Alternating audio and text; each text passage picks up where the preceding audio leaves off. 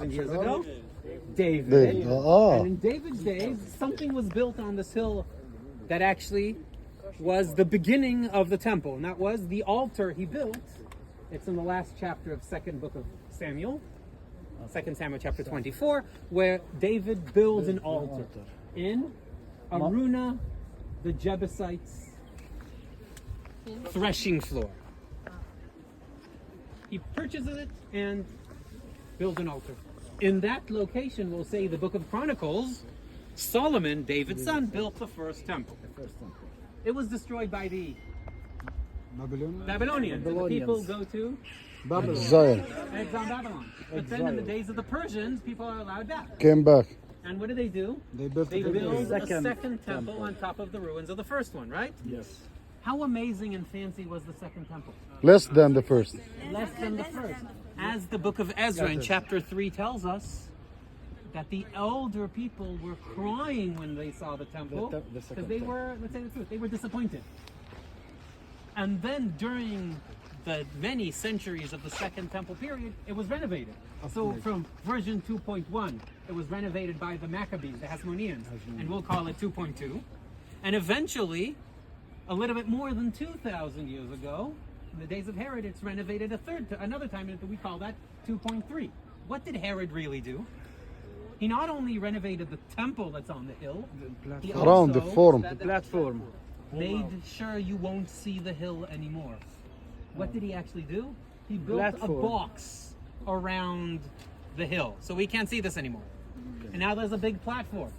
This corner, the southwestern corner of that big platform, the Temple Mount platform, is that corner in front of me.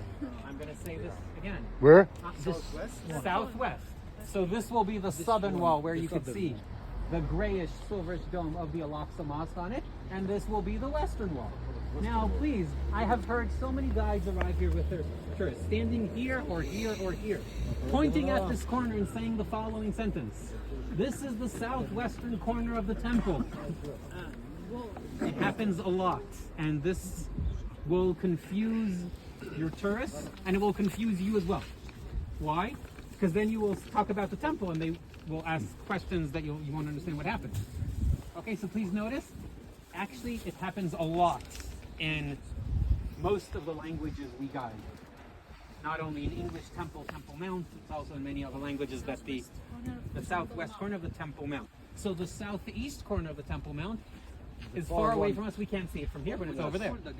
The Hulda gates are on the way to it, okay? And the northwest corner we visited when we were at the Western Wall Tunnel, all the way, okay? The northeast corner is near the Lion's Gate. What is the size of this thing? The Temple Mount is about 500 meters long. It's about 290 or so wide. It is a very big platform. It's actually the largest platform built for a single temple in the ancient world. Why am I saying this? Because in the Roman world you can find many, many big temple areas, but they're not for one temple, they're for 15 or 20. There's a temple compound in many Roman cities. Different gods. For many different gods. This is the largest compound for a single temple built in antiquity.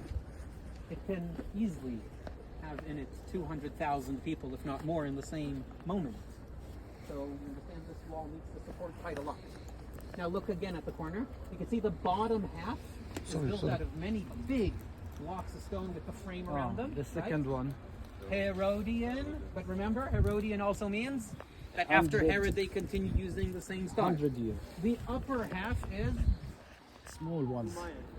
you can count just with your eyes 3 or 4 different styles of construction. It's from the Byzantine period through the Umayyad period, through the Abbasid, into the Crusader, to the Mamluk, into the Ottoman period. Which means we have here many, many renovations taking place in the last 1,500 years or so. Everything is on top of each other. Now look at the southern wall. You'll notice that at the corner we have a lot of the original stones, but as we continue, there's a lot less. Look at the western wall, look at the same height, there's a lot more still standing. What happened? How come the southern wall, and I'll also tell you the eastern wall, are so heavily damaged when the western wall is much less damaged? apparently it's a geographical issue. Now, remember the box? What's underneath the eastern part of the box? The Kidron Valley. Kidron. A very steep slope, which means whatever collapses there has a lot to go to. Yes. The south, the same. It can flow down the hill and down into the Kidron Valley. What happens on the western side? We're in the Tyropean Valley, which means it's a much narrower There are space. buildings. And on this space, there's a lot of construction from the end of the Second Temple period. Yeah. So, So there's a lot less retained room the for wall. things to roll around. And apparently because of that, a lot more was preserved. Yeah. So think of the same all around. According to that reason, why on the northern side don't we have more? If there's no valley. The northern side, we have nothing. So why don't we? But that have is more? because of buildings. First of No, all, the northern because- side was the smallest of them all in size and Height. height, because it's in the highest location of the Temple Mount. And it's totally covered up by buildings, so in reality, I can't even tell you anything about this northern one. It's easier to talk about the other ones, but you're right. And to say the truth, also there's a little valley that could have washed away part of it. So this is in a big picture. Now let's get to the corner and a little bit along the western wall. I hope you can all see a few stones sticking out of the wall. This is the famous Robinson's Arch.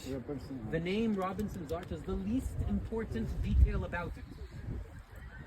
Okay? Because if I show you Robinson's Arch but don't show you what it does, I didn't help my tourists understand what happened here 2,000 years ago, even though it's written in the itinerary and everyone has a checklist. Okay, so we'll need to talk about that. Before I do that, I want to look at the sides here. There's a structure right here.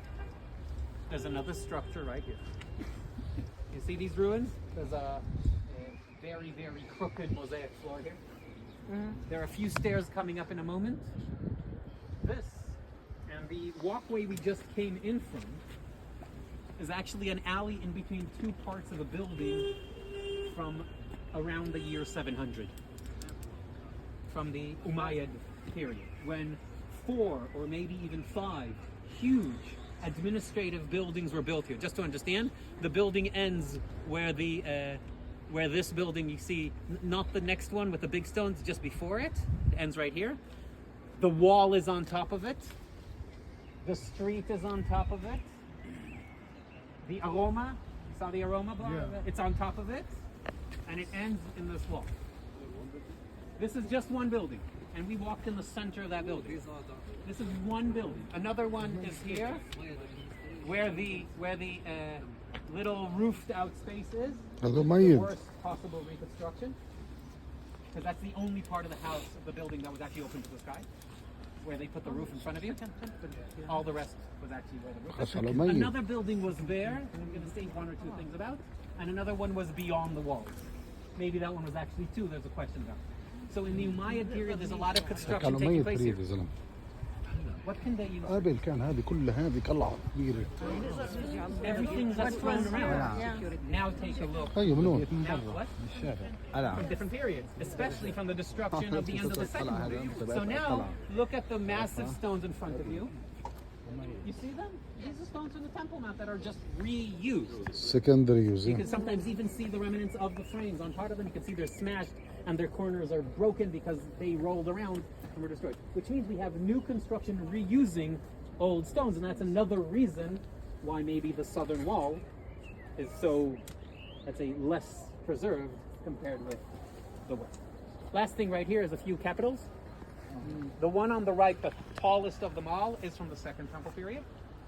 Look at the one next to it from marble. It has a specific symbol on it. It's a cross. This is or Byzantine or Crusader, depends who you ask. Okay? And the ones with the funny, with the nice curls, are they're Muslim Ionic. They're actually the Muslim period Ionic.